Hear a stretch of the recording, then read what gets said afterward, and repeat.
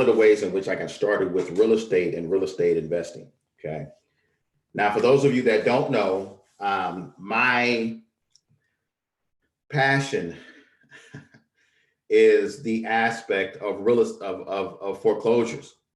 So my passion within real estate investing, one of my biggest passions in real estate investing, is dealing within the real estate investing niche entitled foreclosures. Why?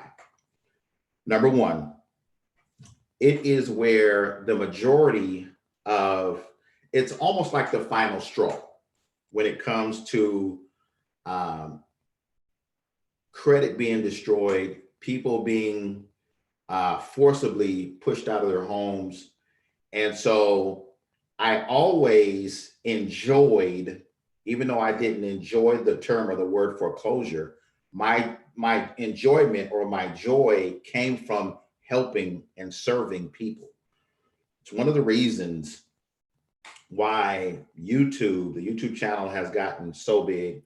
It's one of the reasons in which why Facebook has gotten so big. So many people that have followed me, so many people have reached out for consultations, et cetera, et cetera.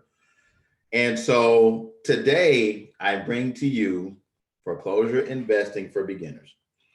The key to winning with foreclosure. So I'm going to go ahead, minimize the screen so that you all can go ahead and see everything that is being presented to you this evening. I trust you all are doing well. Please, please, please, if you have not, please, for yourselves, take the time to go ahead and grab yourselves a pen and pad. If you don't have one, that is fine. What you can do is, as I go through these slides, feel free to go ahead and to take pictures of the screen so that you all can have notes for yourselves, okay? So this is the key to winning with foreclosures. Now, as I got into it more and more, I was talking to my wife about it. She was like, babe, this should really be like an 8 to 10 hour class. I was like, oh my goodness. I said, you know what? I think you're right. So this is the key to winning with foreclosures. So my name is Gerald Harris. I'm a creative real estate investor. I love to find motivated sellers. I find creative ways of finding motivated sellers. I love to do like a lot of reverse engineering where I focus a lot on buyers and buyers' needs. And then I go out and find sellers because there's a lot of investors having challenges and problems selling their deals. Okay, I have over 15 years of experience from a real estate agent, hard money, account executive, over 100,000 on social media, BPO agent, the list goes on and on, et cetera. So welcome. So this evening, we're going to talk about different topics, right? We're going to talk about finding motivated sellers and an additional niche, okay? Talking about marketing to motivated sellers, social media marketing, website setup, driving for dollars, Facebook skip tracing, evictions, property records, comps, that's short for comparable sales, talking about ARV. We're talking about calling sellers back and exactly what to say to these sellers. Let me repeat that again. I know that many of you attend courses where there are certain things that are not in the course. I'm going to give you, when this is complete, I'm going to go ahead and to give you what to say, what exactly to say, okay? So calling these sellers back, putting property under contract, title company, finding cash buyers, the end game. In other words, what do you plan on doing with the property? You want to assign it. You want to do a lease option. You want to do a subject to. And then we're going to close, okay? So let's go ahead and get started. So first and foremost, let me go ahead and break down a foreclosure versus a pre-foreclosure, okay? Now, a foreclosure is a legal process by which a lender attempts to recover the amount owed on a defaulted loan by taking ownership of and selling of the mortgaged property. So essentially, a foreclosure is, in simple terms, it's a property that essentially has gone through the entire process and that has gone back to the bank already. In other words, the bank that lent against that property, let's say the bank is Bank of America. They lent on the property. You missed payments. You've gotten to that final stage, which is 120, 121 days in some states. You've got to that final stage where they have said, you know what, we're going to go ahead, do a full-on foreclosure, take the property back. Once the property goes back to the bank, it's in the form of an REO, which stands for real estate owned. And that property essentially has gone through the entire foreclosure process and is no longer under ownership or control or whatever of the owner of that property. Now, that property is taken back by the bank. That is a foreclosure. Many people like to use these terms interchangeably. And so what I'm going to be discussing to you today is the term really pre-foreclosure. Now, I may say foreclosure, but what we're really going to be discussing is pre-foreclosure. Pre-foreclosure is the first step in the foreclosure process. It's designed to give homeowners options to stay in their homes before a foreclosure. This is what you want to focus on. When you're talking about targeting foreclosures, you're really actually talking about pre-foreclosure. In other words, the property has not gone back to the bank yet. There is a time where you, as a real estate investor, or maybe even an agent, can go ahead, reach out to that owner and attempt to negotiate with that owner regarding this property, whether that's a cash sale, whether you want to tie the property up and assign it to a cash buyer, whether you want to go ahead and buy it in regards to like a subject to, or whatever the case may be. So for the sake of the conversation of this presentation, we're going to be talking about pre-foreclosures. Now, the term foreclosure may come out of my mouth, but the proper term is essentially pre-foreclosure. In other words, it's not a full-on foreclosure. Property has not gone back to the bank. Property is in its pre-stages, okay? Now, finding motivated sellers in pre-foreclosure. Now, you got a couple of options there, right? You can go ahead and work with agents, or you can work with the seller directly. Now, working with agents. Essentially, agents have partnered up with banks or lenders. The banks go ahead and hire the agent to go ahead and list the property. Now, understand this, that property, when the agent has listed it and they're dealing with the bank, that property is referred to as an REO, real estate owned, okay? Now, if you're working with an agent, typically these agents are working with two types of properties that are going through the foreclosure process, right? Either an REO property or something referred to as a short sale. A short sale is an agreement between the owner and the bank saying, okay, Mr. Owner, you have full right, you have our permission to go ahead and sell the property short of what's owed. You have our permission to go ahead and to sell this property short of what is owed. Okay, so you can use an agent for either one of those two things. Now, notice in red, I went ahead and highlighted that in red. Typically, these properties are on the MLS, the multiple listing service. So should you work with agents, just know that you are competing with other investors as well as other agents who may want that property. Okay, so that is your option. You can go ahead and work with the agent.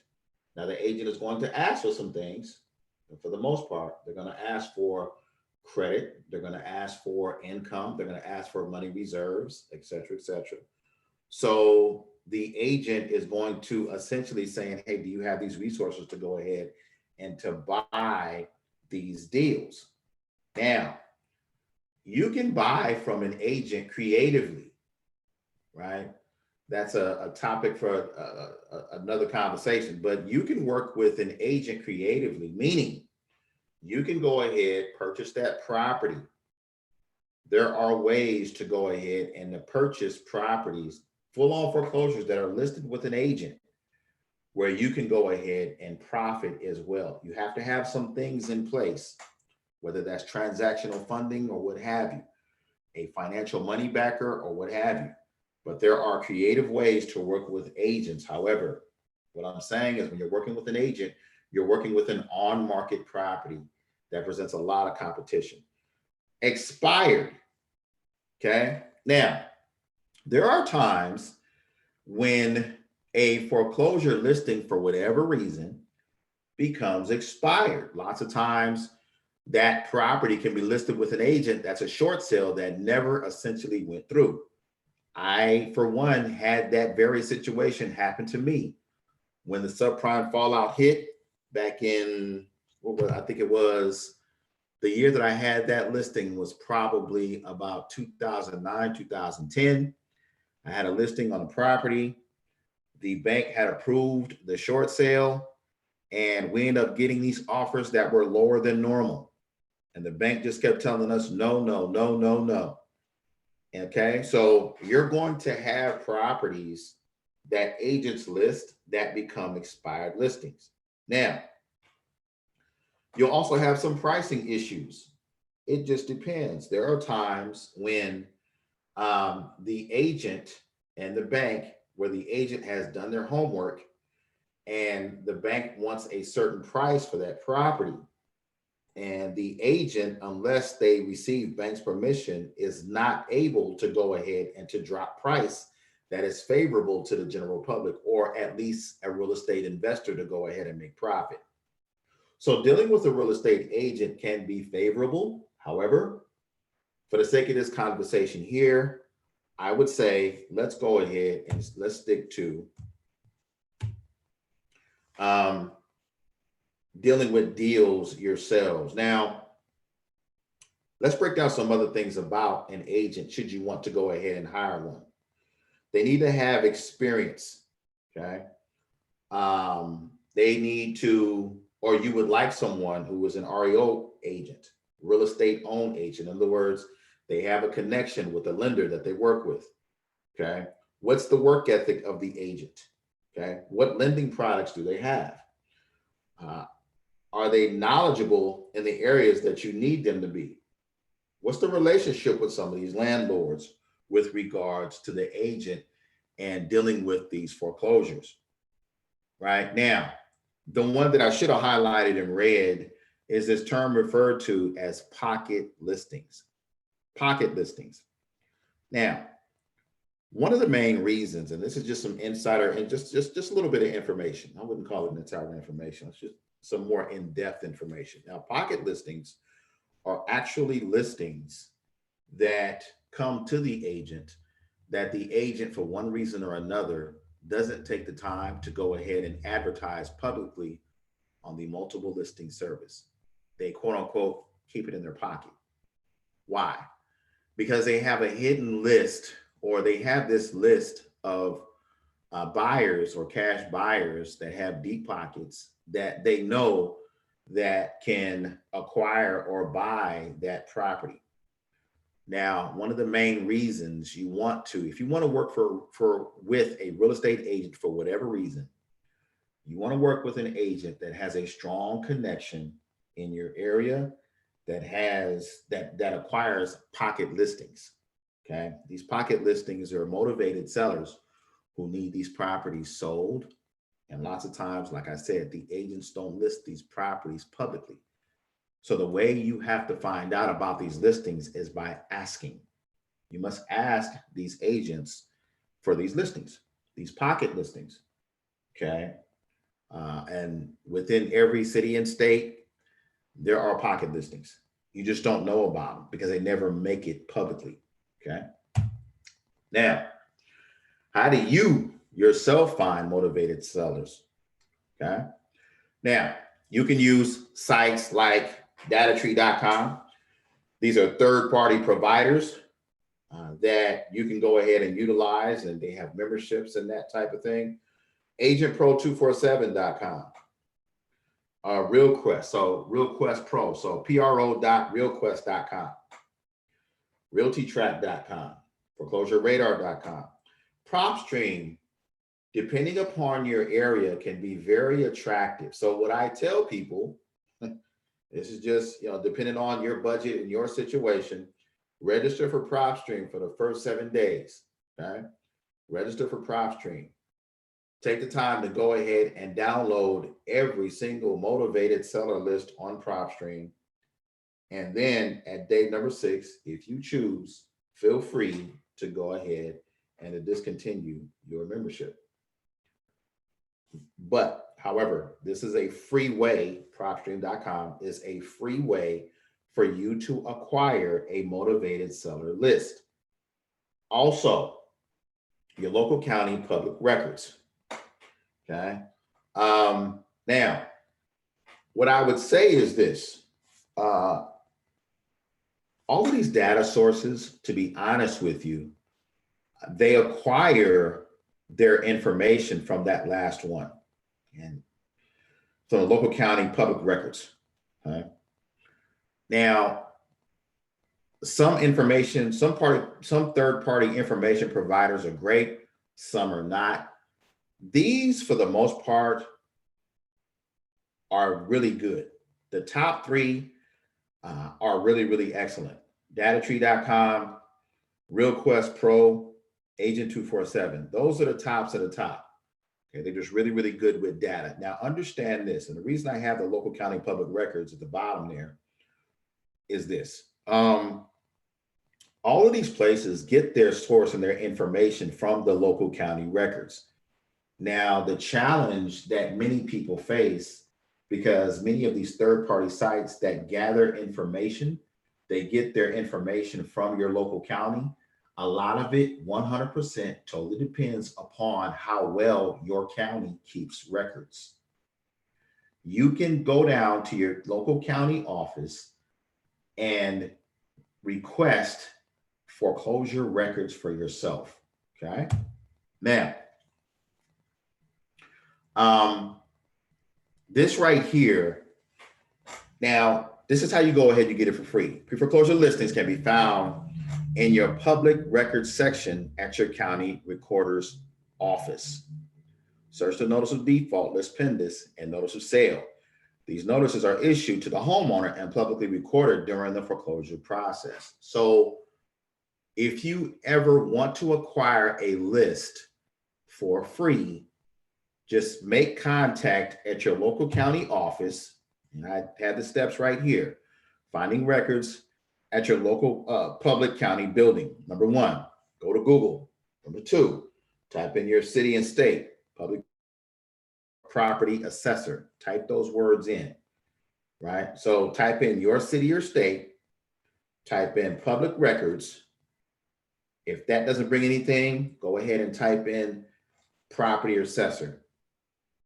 So once again, I may have said that wrong.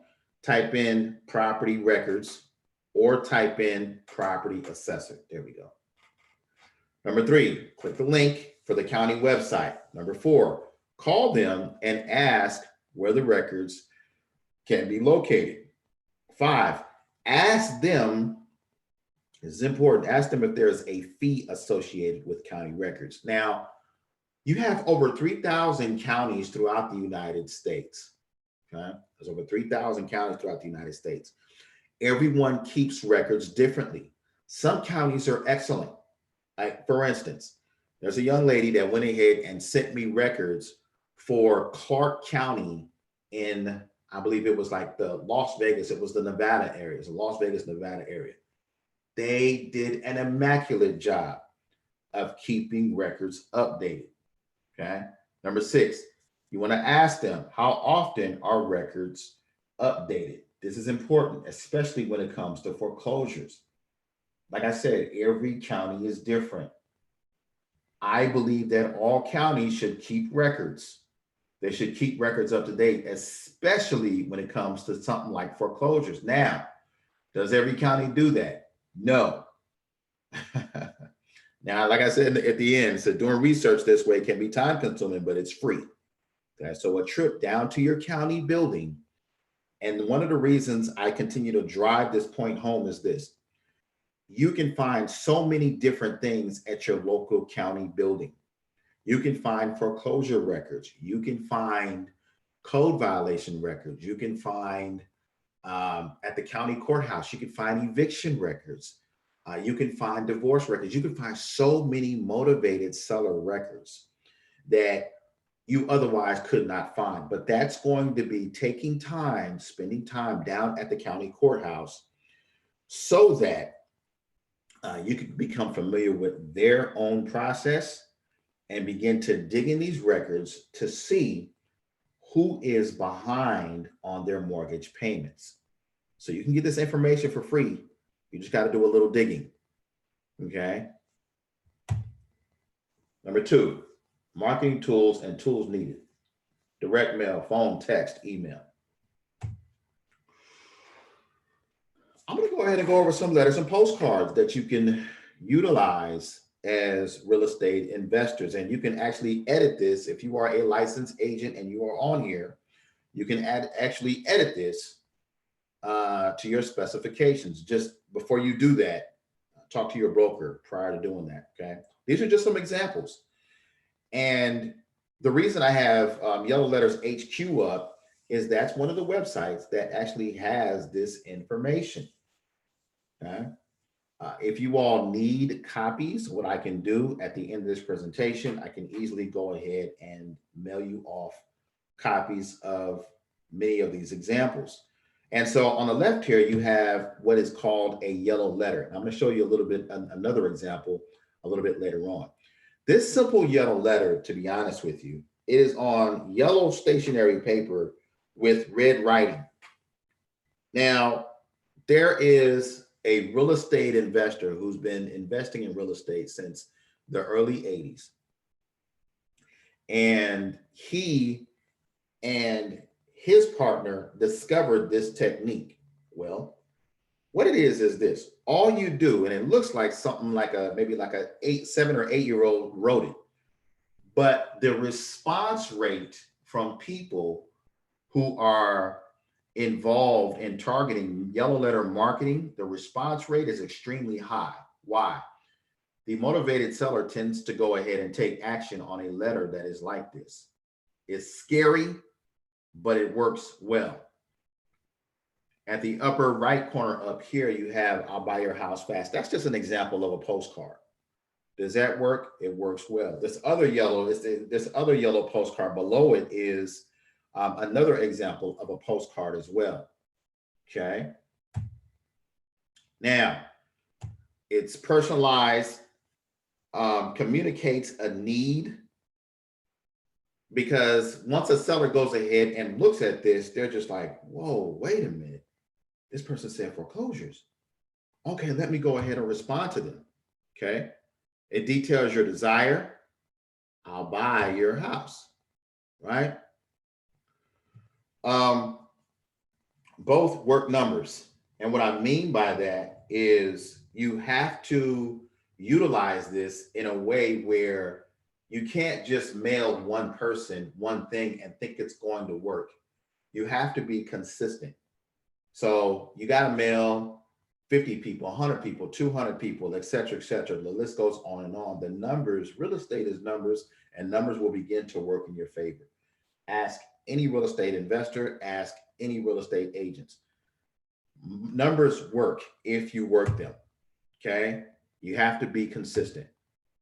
So another example. Now, this is really essentially a two-sided postcard, okay? Now, this right here, this urgent notice, and it has my phone number information. This is another example of a yellow, this is a motivated seller marketing.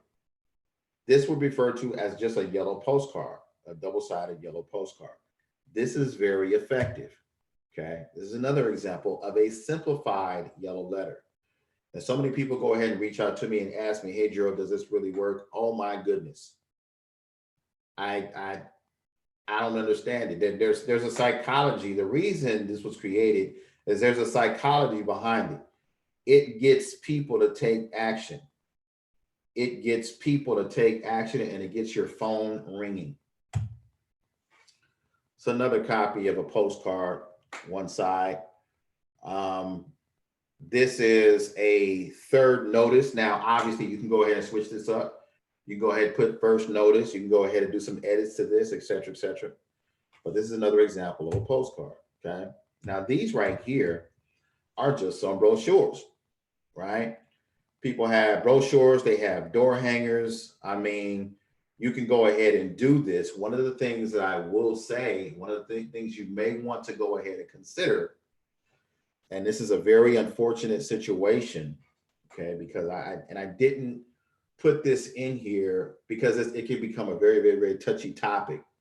If you have, now all of us have them, but if you have funeral homes in your area, once again, in the midst of COVID, and it's an unfortunate situation, but if you have funeral homes in your area, so if you Google funeral homes near me and you went to 2 or 3 and you handed out some of these just really broken down brochures, and you gave it to either the director there or someone that is working at the funeral home to let them know who you are, you introduce yourself, and if you can go ahead and leave some information, and you give referrals, et cetera, et cetera. The reason I say that is this. In this unprecedented time, one of the things that's being hit the worst within real estate is deaths. Why? Coronavirus, COVID. And there are many people throughout the United States that are unfortunately passing away because of this pandemic. Many of these people, many of them are heads of families that were paying a mortgage, et cetera, et cetera. Now, we all know that the eviction process is going on and people have frozen, many people across the country have frozen their mortgages. However, come March, when the moratorium ends, there's going to be a lot of people who are going to, unfortunately, lose their homes. Why? Many of them have passed away. Okay, so I want you to think about taking some professional just brochures and going down to a local funeral home. Most people don't even, and I only bring this up in my one-on-one consultations because the competition can be in overwhelming. Okay, you go into your local funeral homes, you introduce yourself, and you hand out some really nice brochures of yourself and how you can assist in whatever the family needs, but you allow the person that's talking with the family, you allow them to go ahead and present you. You don't talk to the family directly, okay? What you do is you go ahead and you give either the secretary or the person, the point of contact there at the funeral home, you give them some of your flyers, you let them know what you do. And if they can go ahead, and if anyone needs any assistance, you're a real estate investor, we handle things with integrity, and we're very upstanding, and we can assist in closing the property in a nice, confident manner that's real discreet, and allow that person to present you in a way, because they have to go ahead and talk to the family about final arrangements for that for that family. And so it's a very touchy subject, but it's one of the ways, it's one of the places where that's going to be a point of contact for either real estate agents that are thinking about it or real estate investors in a particular area targeting funeral homes for foreclosures. Okay, I'm just telling you up front, those of you that are on, this is an extremely powerful niche. This can work extremely well. You play the numbers. All you need is one funeral home, and you give a referral fee every time you close a deal, and you will never have to worry about money again. But you have to handle it with care, with integrity and that type of thing. So be careful when you're targeting this specific niche with regards to foreclosures. Okay. Um, it's a numbers game, folks. It's a numbers game. And so begin to get yourself known in your local area as the expert. Okay. This is a letter that you can utilize to go ahead and mail to people. Now, this is not a yellow letter. This is a professional letter. And what this is communicating essentially is giving people some solutions to their problem. I'm going to tell you this. You can edit it to your specifications, those of you that are on here. And I can get copies. I'll send everyone that is on here, I'll send copies of everything. This is catered to owners that are in foreclosure. Now, investors, whether it's an investor or a private lender or a company or an attorney, it doesn't matter. Many of us know within real estate that very few people, when they get to a certain point, have options. Okay, time is not on their side. And so what you're communicating to them is, hey, this may be an option, this may be an option, this may be. At the end of the day, when things don't work out, I'm here to help. Okay, when things do not work out, it's a very, very, very powerful letter. Once again, this works if you work it. All these things work if you work it. Okay. Additional marketing. Some people go ahead and they'll utilize bandit signs, the We Buy Houses. The reason why so many individuals advertise and market We Buy Houses is because it works. Okay, it works. There's something about that triggers a response.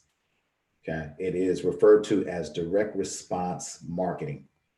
Okay? You can also put I buy houses fast, et cetera, et cetera. But this whole concept is about speed and closing and fast and all these different things. Okay, so these are just some ideas that you can go ahead and utilize with regards to foreclosure marketing.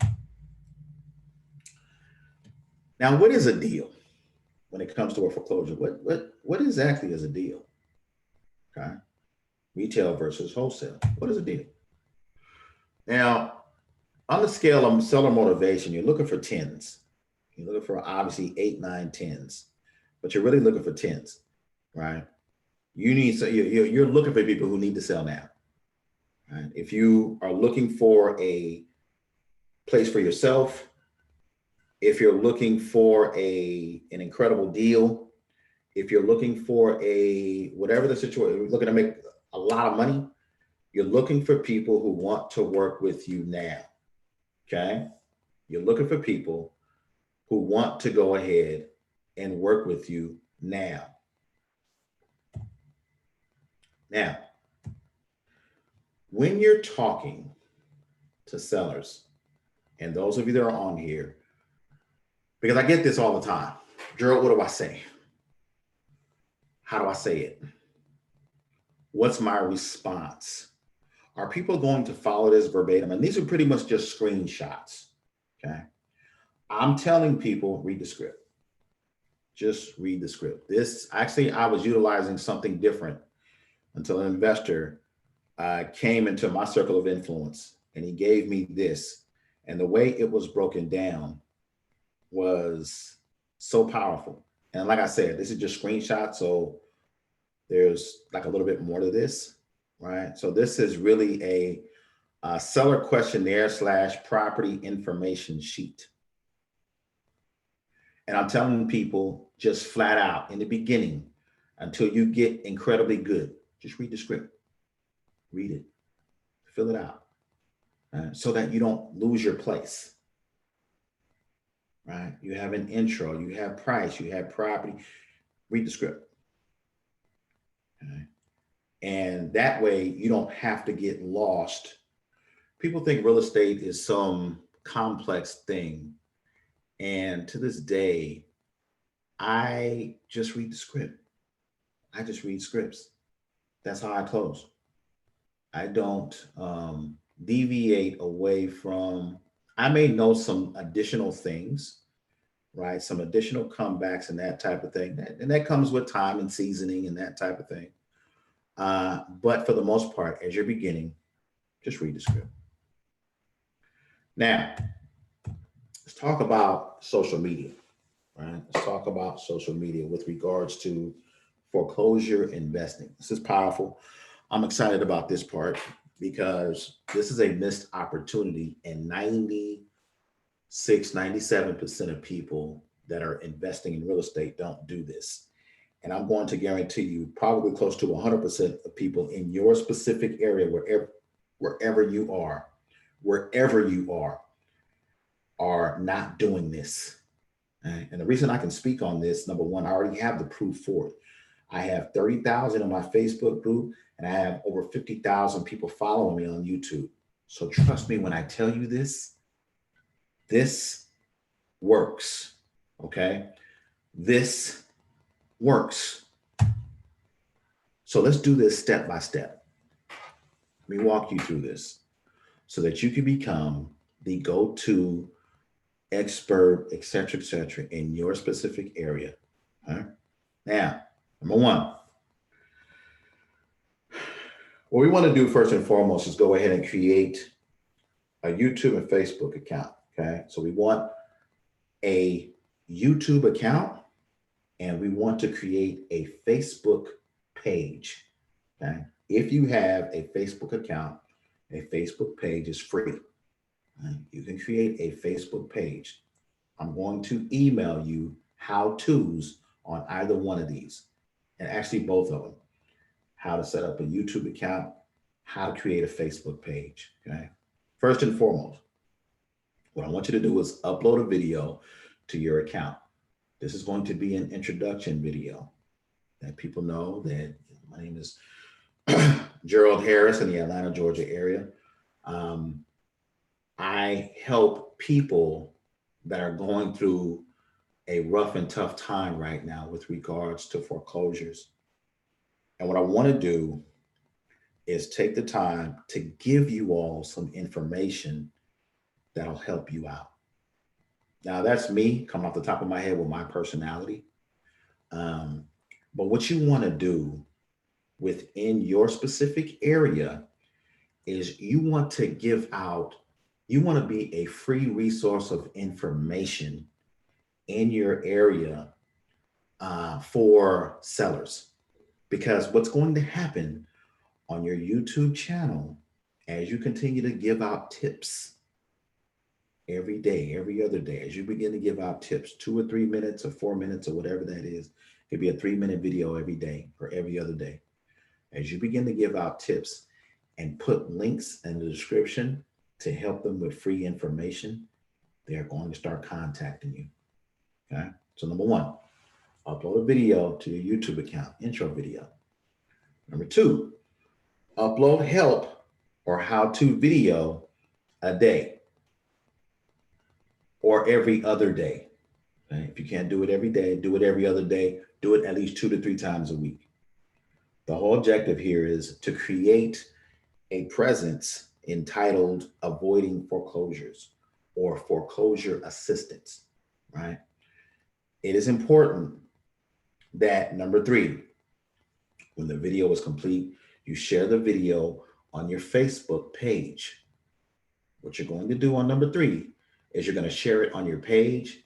You're also going to take your page link and you're going to put it in the description of each and every one of your YouTube videos. Okay. Number 4, make sure you put your city and state in your description. One of the reasons why people fail or they don't know how to attract leads within their specific area, Google is a powerful thing. Google and YouTube. And what you want to do is when you're putting out content, you not only want to say what area that you're located in where you help people, right? So you can say foreclosure assistance in Charlotte, North Carolina. I want you to say it, and then I want you to type it into your title in your description. I want you to put it in your tags and maybe even some hashtags. In other words, I want you not to just talk about it. I want you to write it out. So if I'm targeting, if I'm in Charlotte, North Carolina, I want to not just speak it in my video. I want to type out the words Charlotte, North Carolina in my description and my title. Why? Because there are people in your specific area that are typing in keywords and they're typing in help. Like somebody may be typing in, I need help with my foreclosure in Charlotte, North Carolina. Somebody may be typing that in right now. And all of a sudden my video pops up and it helps them. And then they contact me. I'm telling you it works because it's working for me right now. And I'm not even targeting sellers. I'm targeting investors, okay? Like I said, number 4, make sure you put your city and state in the description. Number 5, make sure you put your contact information in the description. I want you to put your contact information on your YouTube channel. I want you to put your email address, your phone number, or whatever phone number you want to go ahead and put on there. It could be a free Google Voice number. And I want you to put that on your page as well. When I tell you this, don't be shocked when people start reaching out to you and they just ask you to take over their house because they're in foreclosure, they have a problem, they have a challenge, whatever that is. Number 6, personalize it to your personality. So I'm going to tell you that this is crucial.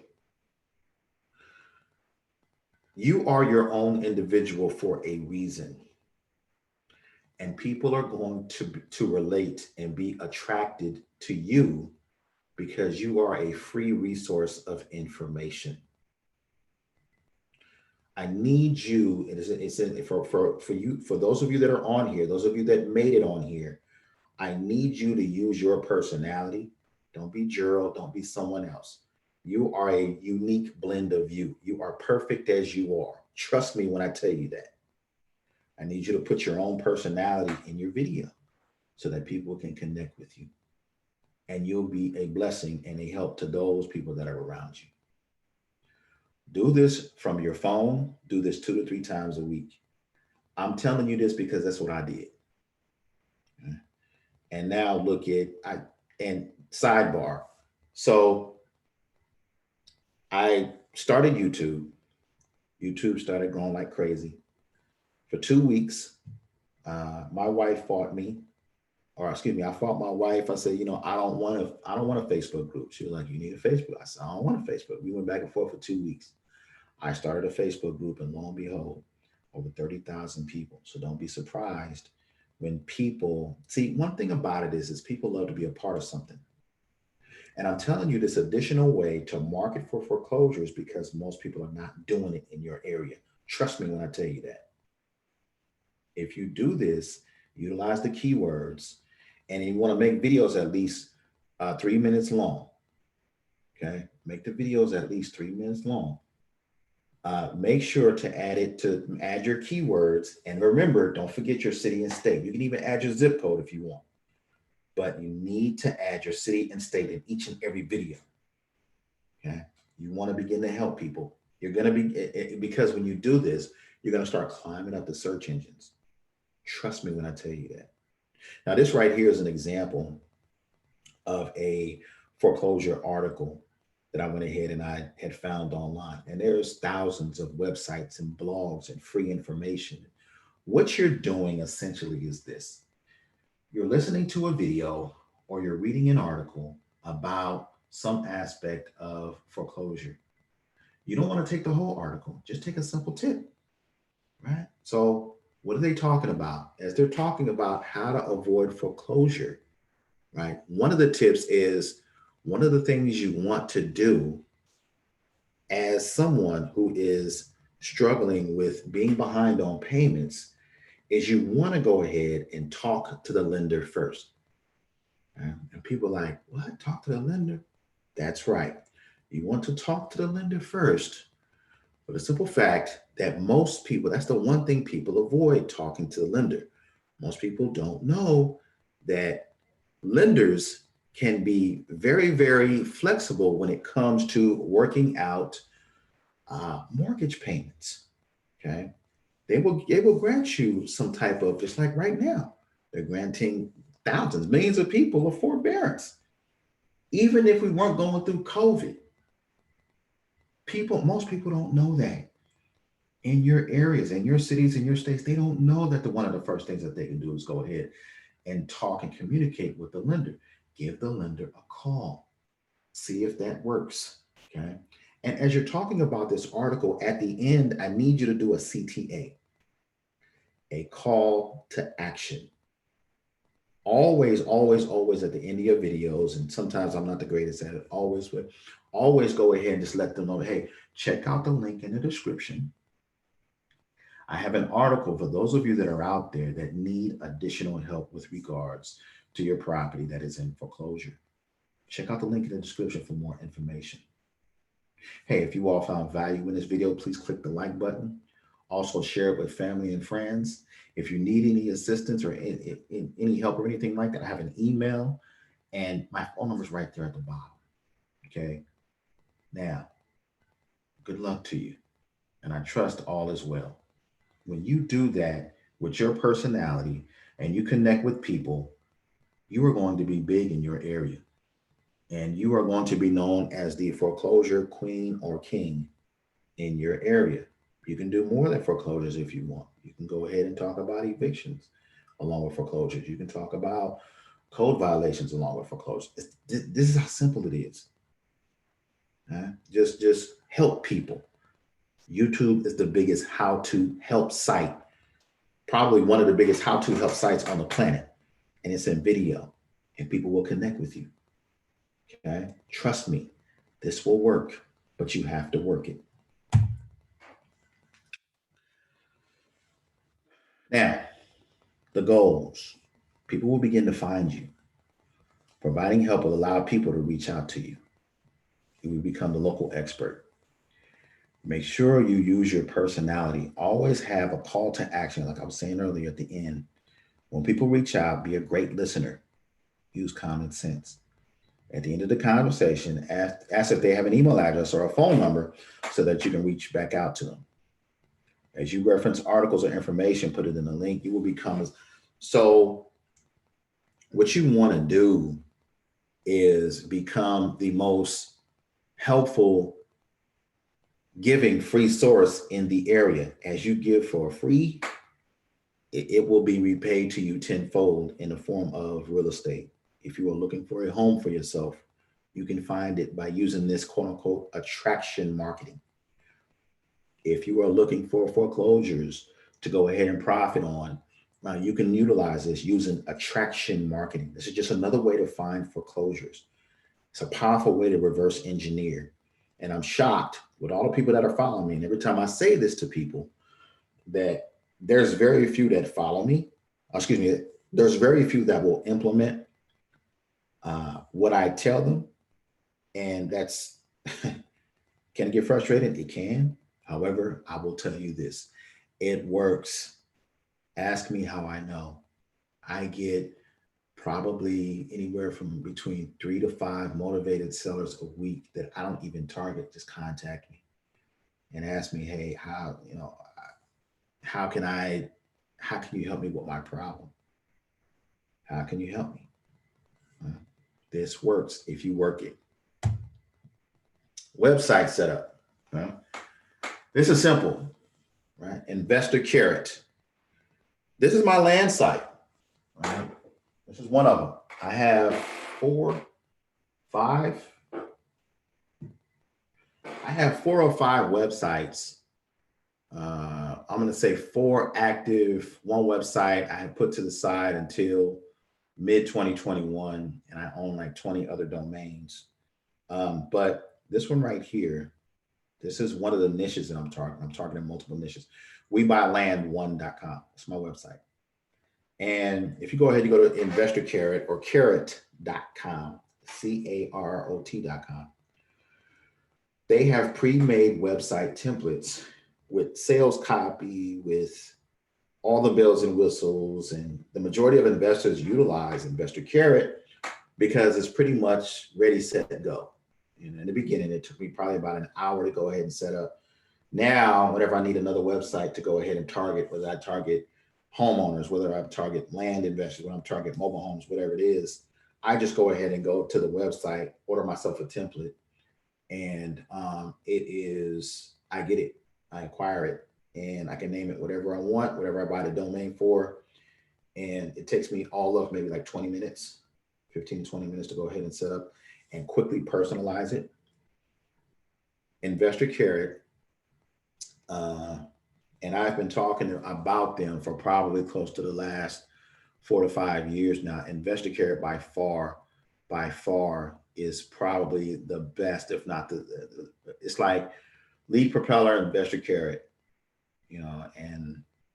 and the reason I went ahead, I moved to Investor Carrot is because I used to create my own websites, but I began to realize even though I can get traffic, organic traffic to my sites were not converting like Investor Carrot. Investor Carrot is very, very powerful. But if you don't have that and you want to go ahead and start for free, what I would do is I can recommend blogger.com, blogger.com. That was free. That's what I used in the beginning years ago. Blogger.com, wordpress.com, those two sites are free. But what I would do is I just go ahead, as opposed to doing those things, I just go ahead and do a Facebook page, right? I do a Facebook page and, put all my simple advertising on a Facebook page and my banners I can use in Canva, and because Facebook page is free, right? Just go ahead and create a Facebook page and utilize that until you close a deal or two, and then upgrade to Investor Carrot. I think Investor Carrot is either 40 or looks like $40 or $50 a month or something like that. But Investor Carrot is quite powerful, and you can go to webuyland1.com. That template, that website template is similar to the thousands of website templates that they have out there for other investors. Hundreds of investors utilize these templates. So I can definitely vouch for Investor Carrot. Okay. Driving for dollars. Now, what we're looking for is looking for houses that need work. Okay. As you're driving in a particular area, what you're looking to do is, as you're driving, you're looking for properties that look like they need some work, some maintenance. Are the shingles on the roof missing? Does it have broken windows? Is there trash in the front of the backyard? Is mail piling up? Does it have boarded up doors? Any fire damage? Is there broken down cars in the driveway? Any sign of deferred maintenance where maybe the property looks abandoned, right? Like nobody has lived at that particular address for the last 6 months, a year, 2 years, whatever the case may be. Right? And you're just like, what the heck is going on here? So what you're looking for is you're looking for properties that look like they need work, okay? Now, drive around your local area. You look for small houses. You look for houses, small apartments, and land. Number 3, you write down the address. Number 4, you look up the owner information on your county website. And to find your local county, you can go ahead and go back a few slides, and you can put in your city and state property search, okay, or property assessor, and the information should pop up on Google. Click the link, ask them, for either a website or as a place within the building where I can go ahead and pull up property records for owners that own real estate in this particular county, in my county, whatever the case may be. I want you to contact the owner using direct mail, a phone call, text message, or Facebook. As you call them, check for seller motivation.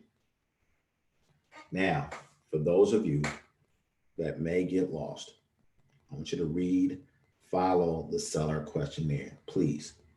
In the beginning, read and follow the seller questionnaire. Okay?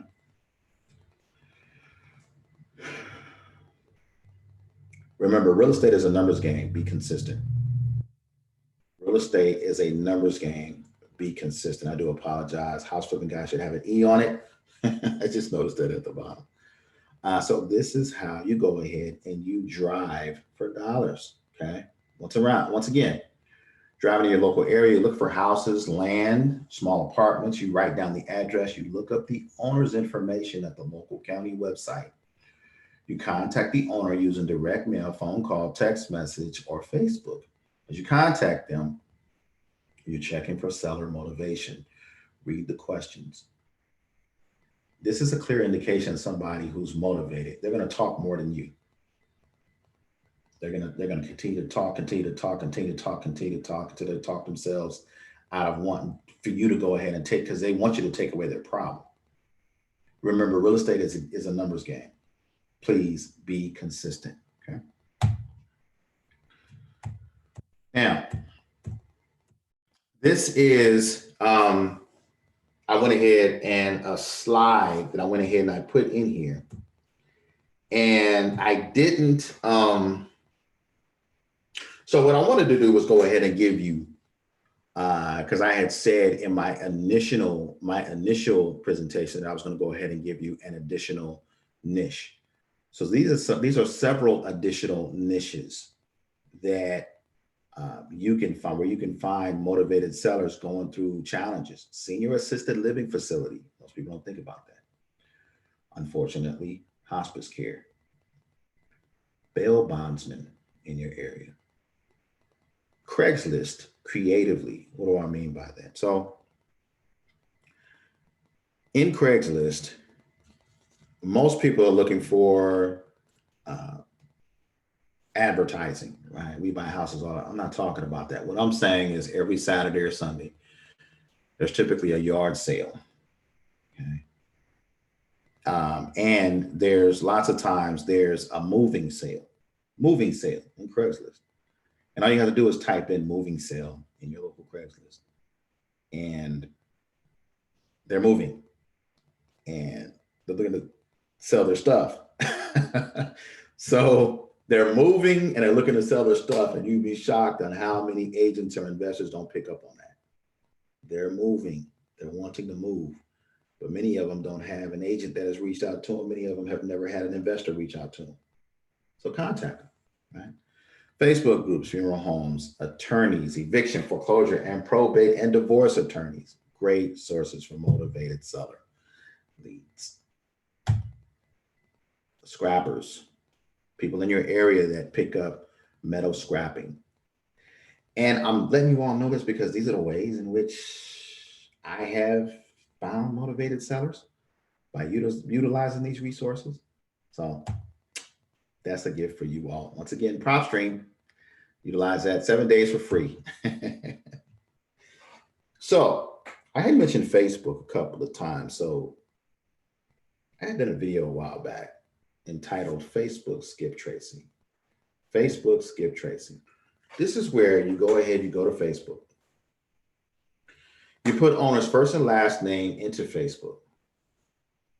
You click on the profiles and you reach out to the owner with the message below.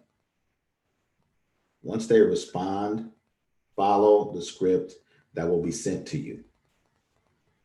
This is the message to use to motivated sellers. So what I'm saying is this: what you want to do is to take this highlight in yellow. You can go ahead and copy and paste it and type in there verbatim. Obviously, you go ahead and you edit to your specifications. And you're going to utilize this in a text message or an email. This works great. But remember, it's a numbers game. Right? And for this case, you're going to use it within your Facebook marketing.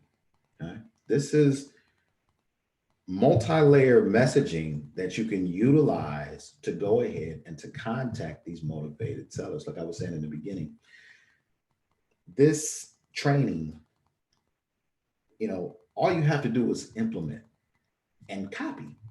You can change some things up, obviously edit it to your specifications and whatnot. But what you want to do is to go ahead and to copy this, utilize this, and then reach out to owners. All right. Here's another example. This is very similar variation of that one. Okay, so very similar variation of that one. It's another message that you can go ahead and utilize. All right, and here's another. And all of these are really, really similar. However, utilize this in your Facebook message marketing, in your text message marketing, in your email message marketing. I keep bringing up text message for a specific reason. We're living in a day and age now where we let most things go to voicemail. Many of us do it, maybe not all of us, maybe not you all that are on here, but many of us go ahead and we do it. Okay. And so it's been proven that within the world of real estate and real estate investing, whether you're an agent, whether you're an investor, that you're going to get a higher response rate if you text message people. Like text message, Facebook message. What I'm telling you, when I say to text message, Facebook message, email, I'm telling you multiple touch points so that you can contact the owner so that you can check for seller motivation and make an offer on that property, or they make you an offer on that property. My apologies. Okay. They tell you what they're looking for, and then you come back, find a way to go ahead, take a break, get off the phone, contact Gerald, so Gerald can go ahead and help you run some comparable sales, right? To see if the property is worth it or not. Now, text message. Utilize this tool because, like I said before, you're going to get what's happened over time is this. There's been so many people who have called, who have telemarketed so many different people that when you, if it's not a number that's saved in your phone, it's a strange number, 9 times out of 10, or even 8 times out of 10, they're not going to pick the phone up. They're going to listen to the voicemail and maybe or maybe not call you back. So what you want to do is have a nice text message where you can go ahead and send many of these people. Utilize this, where you can go ahead and send out to these individuals that are motivated, that are potentially motivated to go ahead and sell their properties. Okay. So all you have to do is copy and paste, edit with your information. Edit this with your information. Okay. How do I find evictions? Evictions, a highly targeted list. The reason I'm bringing this one up is COVID, the coronavirus. We all know what's happened is there's been a freeze put on evictions until December 31st. Now, at the end of this month, quote unquote, supposedly, all of these evictions, people that need to go ahead and get out of property, those processes will begin to take place. The objective here is to target landlords. Okay. Target landlords. These become highly motivated sellers. We don't have to sugarcoat it. It is on the news all the time. Now, once again, there's over 3,000 counties throughout the United States. And so an eviction in one area could be worse than an eviction in another area. And depending upon the local rules, how backed up they are, et cetera, this could become a real pain and a real source of just strain and stress when it comes to a lot of these mom and pop landlords. So you yourself could be the go-to when it comes to dealing with a lot of these evictions. Some of these people may or may not be in foreclosure. Some of these landlords may or may not be in foreclosure. To find evictions in your area for free, I want you to go ahead and type in your city and state eviction court. Eviction court. This will help you get a targeted list of evictions. So you can type in Charlotte, North Carolina eviction court, or Charlotte, North Carolina eviction courthouse, something to that effect, so that that particular link will pop up, page 1, position 1 of Google. You go ahead, you click on it, and then you get on the phone and you contact them. Yes, you need, let them know What area do you need to go ahead and look up eviction records? That's by far the easiest, because the reason I'm saying this is this. Once again, every county is different. The eviction records may be held in some separate place, and that no one is an expert on. However, evictions are happening in your city just like they're happening in mine and someone else's across the country, and the list goes on and on. So to go ahead and get yourself a copy of evictions, go ahead and go to your evictions at the courthouse there, look up your evictions and find records of people who are going through eviction. Now, once again, you want to ask the person at the other end of the line, how often do they keep records, recent records of people going through the eviction process? You can utilize a third-party site for this to go ahead and buy evictions, or you can go ahead and contact the county courthouse. However, the information is only as good as the county courthouse keeps recent records of these different types of information. So hopefully, I'm trusting that in your areas, that your local county is doing a great job of keeping records. And so this is how you go about finding these evictions. Now, when you want to do property research, you have third-party tools that you can go ahead and that you can utilize when you're doing property research. So if you're driving for dollars and you've written down the address and you're looking for owner information, once you go ahead, you look for owner information, you're looking for the loan amount. You're looking for who the owners are. You're looking for default amount. In other words, is that property behind on payments, et cetera, et cetera. And you're looking for comps. You're looking for comparable sales of that property. In other words, what's that property's value? That is very important, the comps.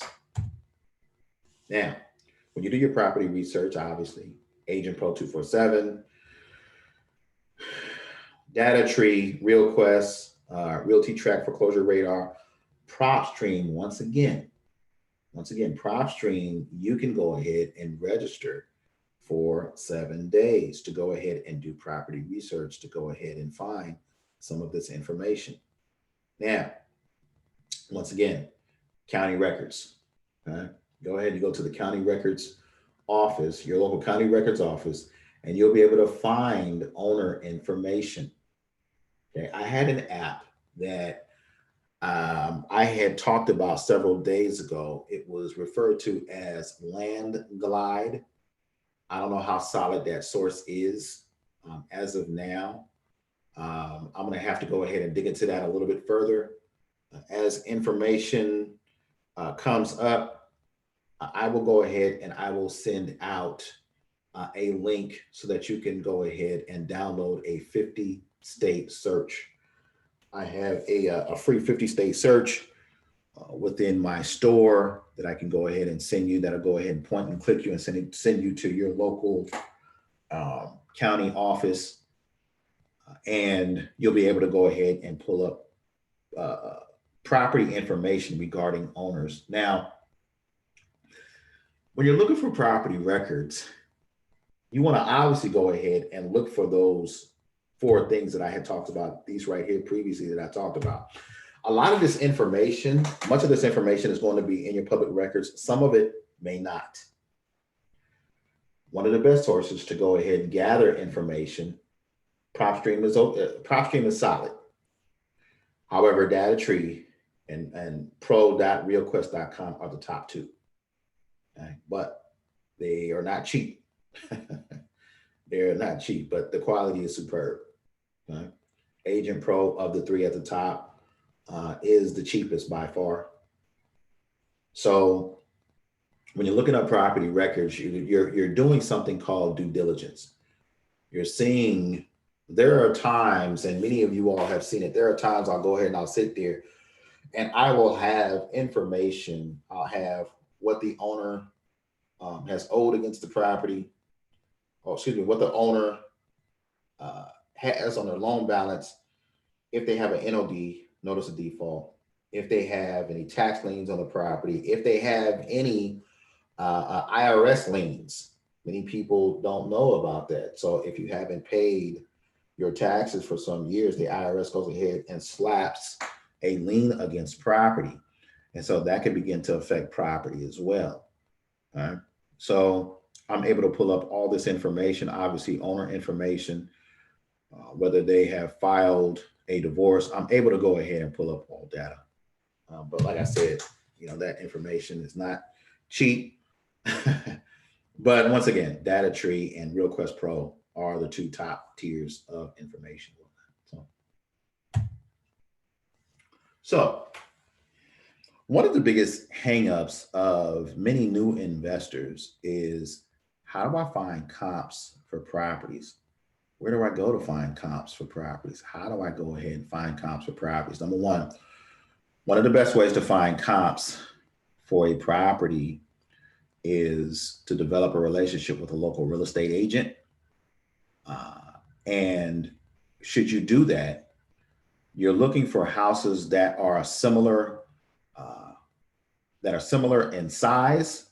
You're looking for properties, the closer, the better in proximity. So within a 1, no farther than a 2-mile radius in proximity and radius in terms of closeness to the subject property, the property that you're interested in doing the real estate deal in. Now, if you're focused on a 3-bedroom, 2-bath, you want to find other 3-bedroom, 2-baths that have sold within the last 3 to 6 months, if not sooner. You want to focus on properties that have sold within the last 3 to 6 months, if not sooner. The more recent, the better. So I have an image here. I have a picture here of properties. You can say they're in a subdivision, right? They look somewhat similar. Let's assume these are all 3-bedroom, 2-bath, 1,800 square foot houses. The property that you're dealing with is, well, some of them are 1,800 square foot, some of them are 1,900 square foot, some of them are 1,700 square foot, but these are all 3-bedroom, 2-baths, okay? The property that you're dealing with is a 3-bedroom, 2-bath, 1,850 square feet. What you're looking to do is you're looking to compare apples with apples. And so if one of the houses at the top left there, if one of those houses is the house that you're dealing with, and you have found that other houses in the area that have, that built by the same builder, similar layout, that are close in the proximity within a mile, and that have sold within the last 3 to 6 months, if not sooner, if that house has sold for $350,000 and your owner that you're dealing with is in foreclosure, and they've been paying on the property for 15 years, and they got a nice amount of equity in the property, you find out that they owe $100,000 on a property that is in great condition or decent condition. They owe $100,000 on a property that has a value of $350,000. You got something. You got some equity to work with, right? So what you're looking for, when you're looking for comparable sales, comps, you're looking for properties that are close in proximity, right? The closer, the better. You're looking for properties that have similar layout. Could be 3-bedroom, 2-bath. If it's a 3-bedroom, 1-bath, you got to make some adjustments there. But you're looking for other 3 and 2s. That's what we call them in real estate, 3 and 2. Looking for other 3 and 2s in the area. Okay. You're looking for them within a 1-mile radius or closer. I've seen comps change from properties that are literally like across the street that have sold recently. And that a lot of that depends on a hot area. Like myself, I'm originally from California, and there are pockets within California that if you go across the street, the value can change dramatically. So you have to know your comps. Okay? You have to go ahead. You have to know those comps. Okay. Now, let's talk about something. let's say I'm new and I am brand new. I want to target foreclosures. What do I do? Okay, Gerald, all this information is great. What do I do? Can you give me a game plan, a step-by-step game plan as to what to do and how to do it? Number one, go to the county courthouse. Number two, find a list of foreclosures. When you find that list of foreclosures, you want to compile that list. Number three, I want you to go ahead and contact the owners. You want to utilize the phone. You want to use the phone in phone call. You want to use the phone in text. You want to use the direct mail piece. You want to go ahead and utilize Facebook as a message. Remember the copy and paste I gave you several pages back. Utilize those, right? Utilize the next step, use scripts and messages. All you have to do is copy, paste, send, copy, paste. Obviously, personalize it to your own personal situation, your own personal contact information, right? Copy, paste, send, copy, paste, send. When you do that, you are going to find a property that you put under contract. What do I mean? The seller is going to tell you yes. Have that mindset going in. I am going to close properties. I'm the most brilliant investor in whatever your city and state is. I help people in foreclosure. Gain that mindset, okay? You will, in other words, when I say put a property under contract, I'm going to, once this is over, I'm going to go ahead, I'm going to send you a copy of a contract that you will go ahead and get the seller to sign, okay? You sign your part, they sign theirs. When you do that, you get to that point, contact me and I'll guide you home. Let's make it real simple. So let's go over that again. Got to go to the county courthouse, find a list of foreclosures, you contact the owners, utilize the phone, text, direct mail, Facebook page, Facebook messaging. Use the scripts and messages that I have within the course. All right. Put the property under contract, message or call me. You can message me through Facebook, or you can go ahead and email me.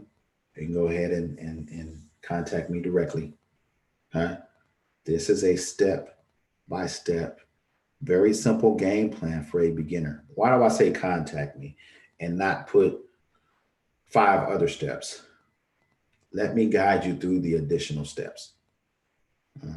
If I can do a one-on-one consultation with you, give you the additional steps and what to do and how to do it, and then rinse and repeat, you're just going to remember more.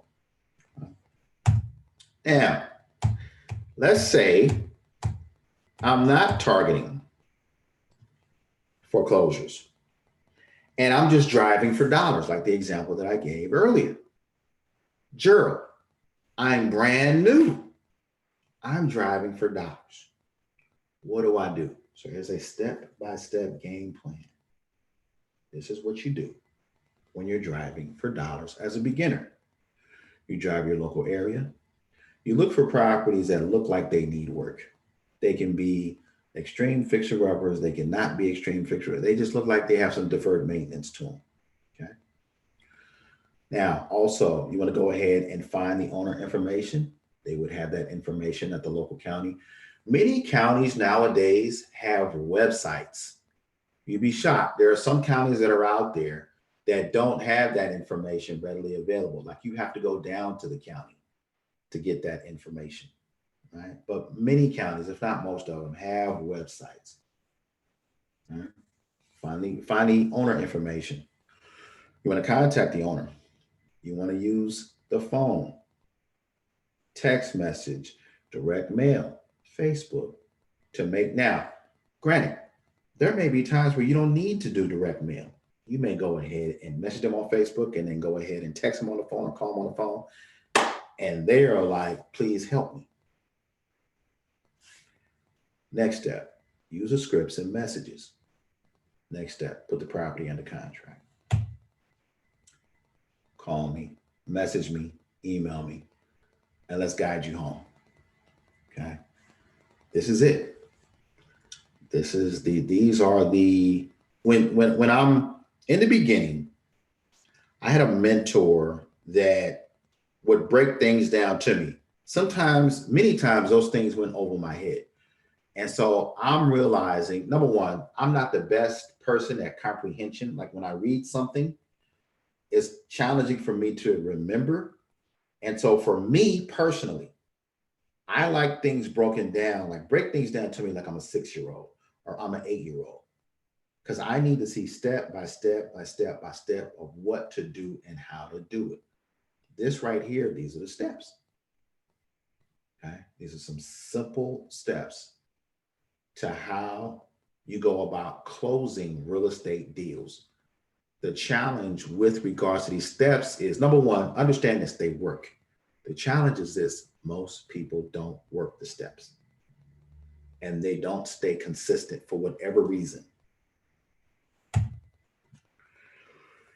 Like I showed before, calling sellers back, follow-up sheet. I went ahead and posted that again. Just read the questions and ask the question. You know, sellers are going to tell you about their property, right? It's going to tell you if the property, like one of this right here, is it in an HOA? That's a big deal, because some properties that are involved in HOAs, and I can go ahead and talk about this right now. Some properties that are involved in HOAs can be very challenging. Some HOAs are easier to work with, and let me expound on that a little bit. So HOA stands for Homeowners Association.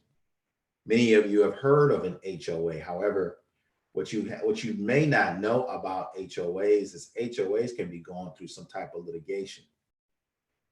Not all HOAs were created equal. Some HOAs are very challenging. You have to know the rules and restrictions with regards to that HOA. That is something no investor is going to know. The only way to know that is to read their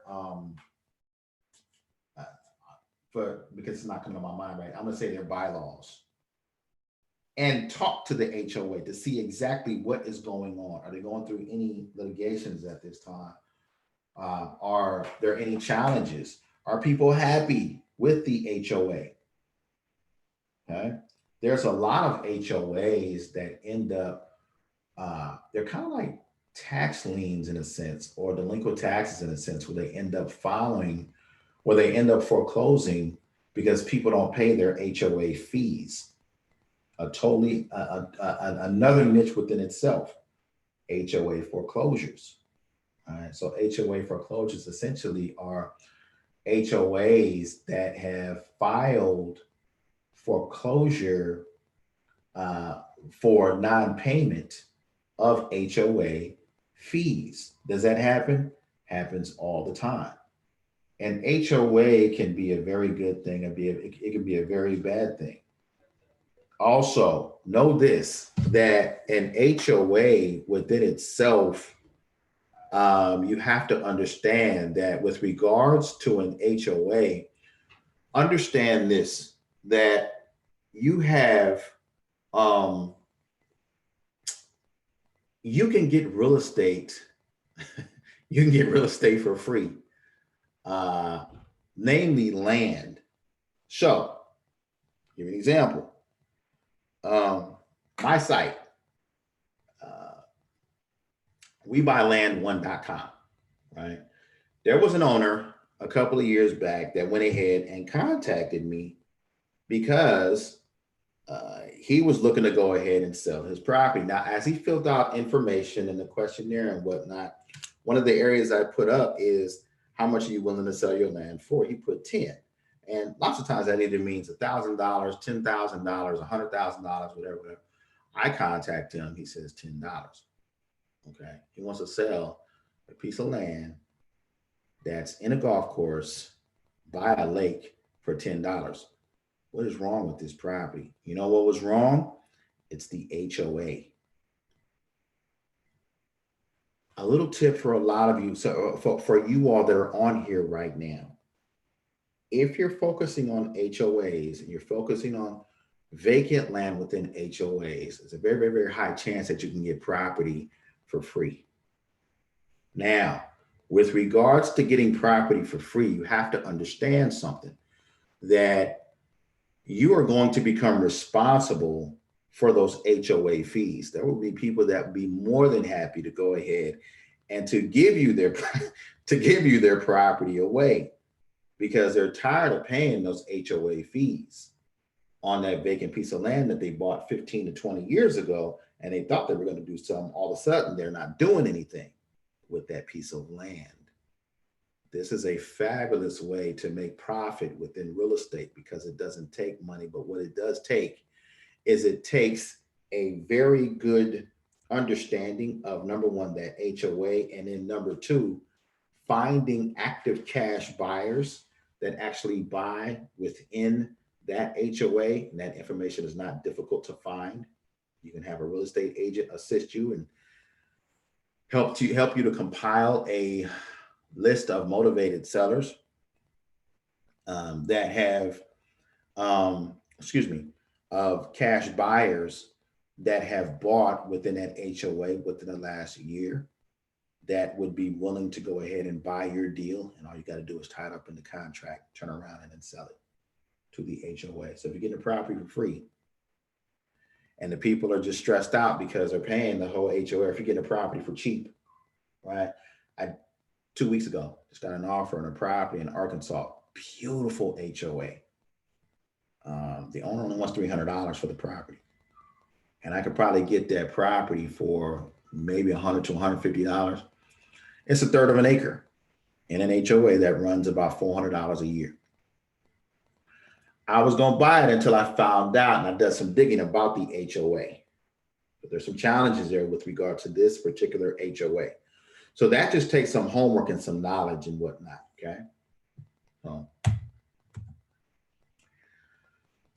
now, marketing to motivated sellers in pre-foreclosure. This is a golden question. Mr. Seller, if I could cover all those payments, taxes, insurance, maintenance, and all those headaches that go along with owning a house until I can get it cashed out, would that work for you? I call this a golden question. I call this a golden question. This is how you take over payments on a property. When someone says yes to this, what they're saying is they will sell you the property subject to the existing financing. Okay? They will sell you a property subject to, now this is conversation back and forth, right? This is getting to know, like, trust. Once you feel comfortable with them, you've checked out everything, you've done your due diligence. They have talked your ear off.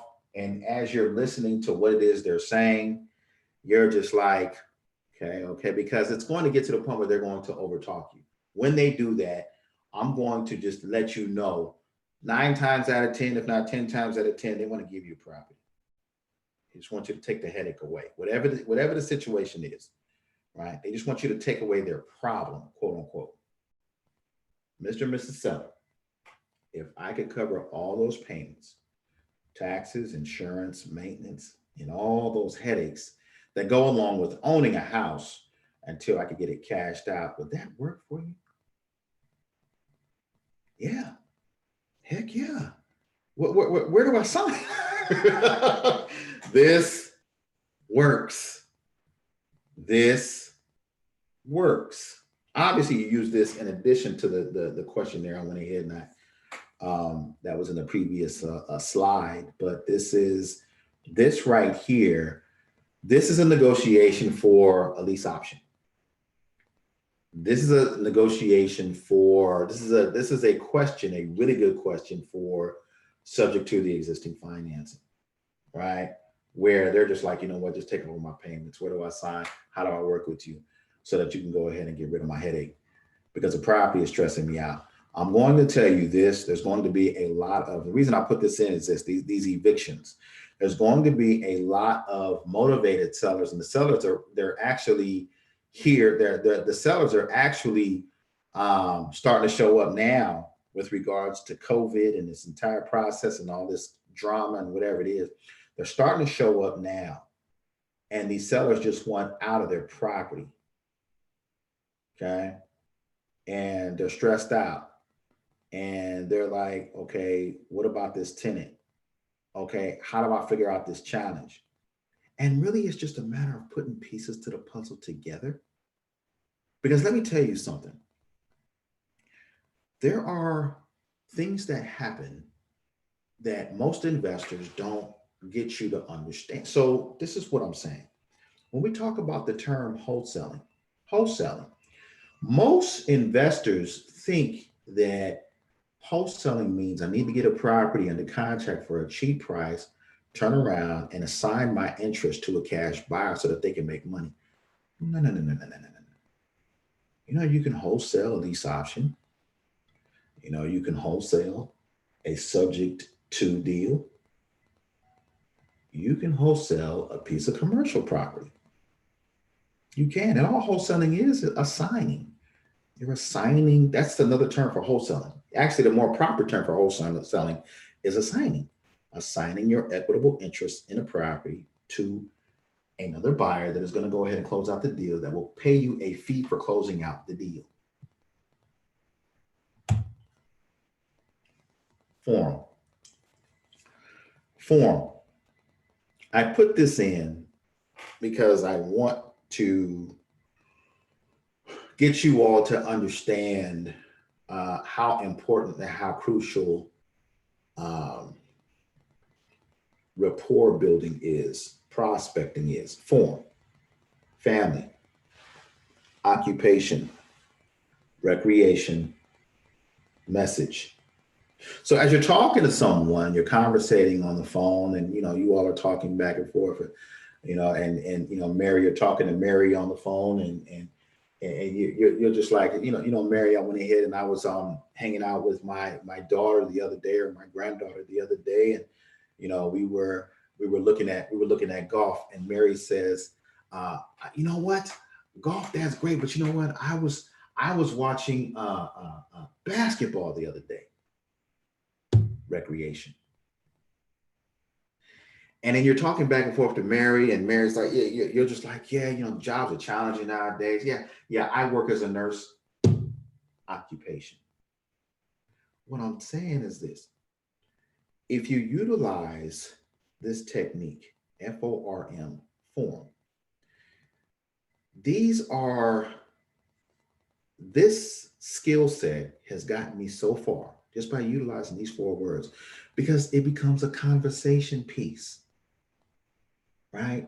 You're going to get them to talk about the most important thing that they are interested in, and that's themselves. You want them to talk about them. And the more they talk, it's the ones that just talk and talk. You already know they're motivated. All of a sudden you become the best friend and tell you everything. It's going to happen, especially at this time in the midst of COVID and evictions and foreclosures, and it's going to happen. Form. So just remember that, because essentially your message is you are the investor. You buy houses for cash. You assist. You work with other investors buying houses for cash at a discount, depending on if you've done your research prior to.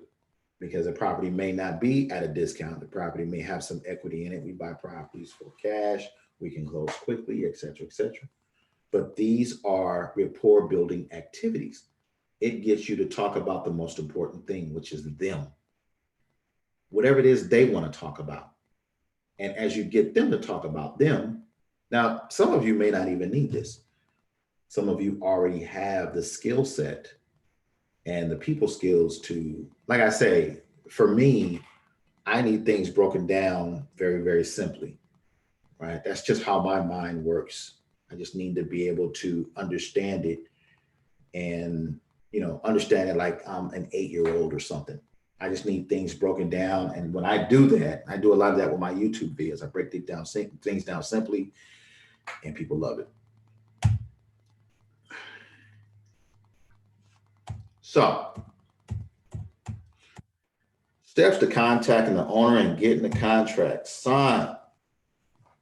Number one, contact the owner.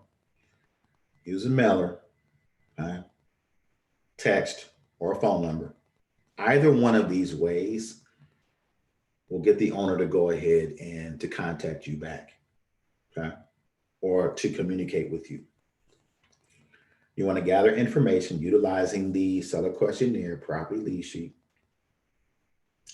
Ask question. I should have said ask questions, but ask questions from that lead sheet. Get an appointment, whatever that is. If they're busy right then and there, then schedule an appointment. Maybe tomorrow, maybe the next day, or what have you. Form. You can utilize that technique either over the phone or in person. And then after that, get contract signed. Get the contract signed. And then contact me. And I'll just walk you through the rest. Okay? Once again, steps to contacting the owner and getting the contract signed. Number one, contact the owner. Number two, use mailers, text, phone. Number three, gather information, the lead sheet. Ask questions. Get an appointment. Utilize form. Form is a great rapport building technique that will get the owner to talk about whatever it is they want to talk about, because that's what's important. You know, based upon this conversation here and this presentation here, that you're targeting people that are in foreclosure. I will say this: when you reach out to people, the denial is going to pop up. Okay? For some weird reason that's beyond comprehension, that you're not going to understand, that there's going to be sellers every once in a while that you are working with, that you are holding hands with, and all this other stuff in the back of their minds. I have time, I have time, I have time. And every day they are running out of time. And what they are doing is they have convinced themselves that they can, quote unquote, fix this problem and keep this house, when there's no evidence of that. People fall victim to full-on foreclosure on a daily basis, okay, because they, quote unquote, think that they have the problem solved. I would much rather see an investor either take over payments, put the property under contract to assign it to another cash investor, right? Or do some other type of creative real estate investing with regards to these properties here. And the reason I'm having this presentation at this time is because this is going to come. This wave is going to come. Okay. Now, some areas utilize title companies. Some areas utilize attorneys. It doesn't matter. And this differs from state to state. Okay. In California, they utilize title companies to go ahead and close real estate transactions. Okay. You're in Georgia, you use closing attorneys. It just depends on what state you're living in. What you want to focus on, is investor-friendly title companies and investor-friendly closing attorneys. That's your focus, okay? You want to focus on people that are investor-friendly. What do I mean by investor-friendly? So investor-friendly means that they don't just understand traditional real estate investing, like buying, holds, and fix and flips. They understand also the creative aspects of real estate investing. They understand wholesaling. They understand lease option. They understand subject to, okay? Because many of these deals that you'll be closing will be closed creatively. Not all title companies work the same. Not all closing attorneys work the same. Everyone is different. So it is important to find, and you can become a member of, depending on where you're located, you can become a member of biggerpockets.com. BIGGER pockets, POCKETS.com. If you go on that website and you check in the forums and you click on your area, you type in like a keyword, investor friendly title company, city and state. Like for instance, I keep talking about Charlotte, North Carolina. Investor friendly title company, Charlotte, North Carolina. You can go ahead and register on Bigger Pockets or go to Google and type that in. Investor friendly title company, whatever your city and state is in, type that into Google and click on whatever title companies pop up, give them a call and say, are you, as you're talking to the title company, ask them, are they investor friendly? Right. Now, if they say, what does that mean? That's probably not your title company. But if they're investor friendly, they're going to understand how to creatively close deals, and they're going to take over your file and be an absolute blessing to you in your area. And you're going to work with them for years and years and years to come, because you're going to bring them business and they're going to go ahead and close out deals, and it's going to be beautiful. So you're looking for investor friendly, either title companies or closing attorneys. All they do is help to close out the transaction. Okay. Now, finding cash buyers. Okay.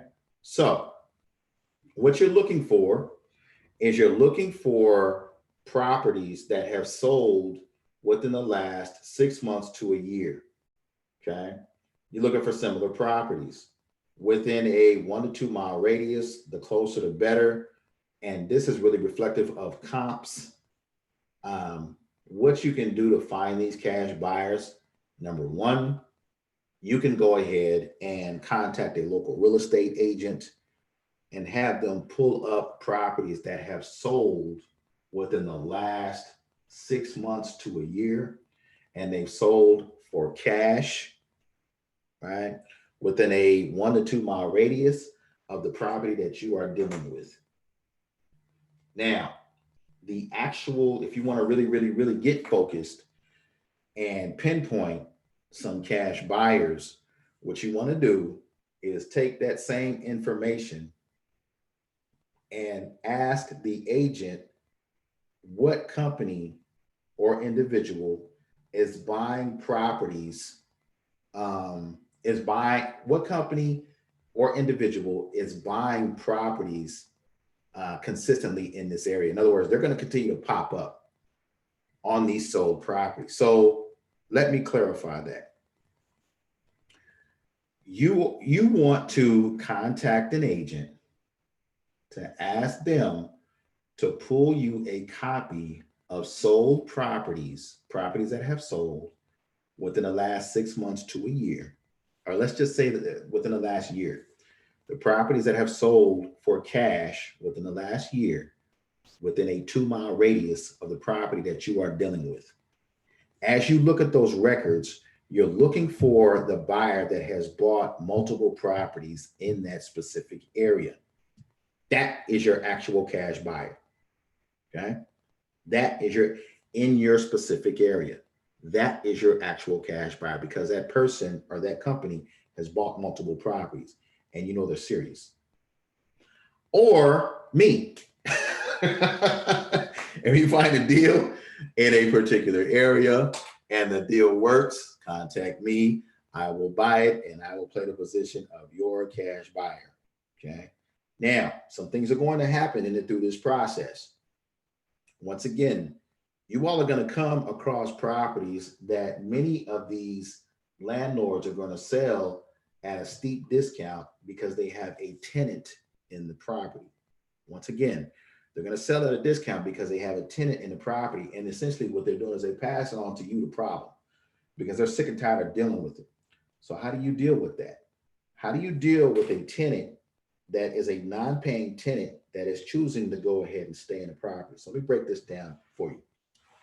When you have a tenant that is in a property and that landlord owns that property and that tenant has stopped paying rent to that landlord, and that landlord has filed eviction, only to find out that the whole eviction log is backed up. And that landlord is sick and tired of being sick and tired. And that landlord turns around and says, hey, Mr. Investor or Mrs. Investor, I want to sell to you at a cash price, at a discount. And you say, okay, I'll take it, right? So you go ahead, you take that deal. Now you still have one problem. What about that tenant? When that property, in most states throughout the United States, when that property changes ownership in that way, in other words, the investor sold to me, I purchased the property. Now what happens is this: that tenant is trespassing. That tenant is trespassing on my private property. And so I go through the process of evicting that tenant. Now that's the kicker right there. Okay. As an investor, how fast can I get that tenant out? That's the big unknown. Number one. Number two, every area is different. Remember, we're talking about over 3,000 counties throughout the United States. And we're in the middle of COVID, the coronavirus. And so how long does it take to go ahead and get that tenant out? I have no idea. The only way that I would negotiate that is this. I would assume that it's going to take me 6 months. Let's say worst case scenario, it takes me 6 months to get that tenant out.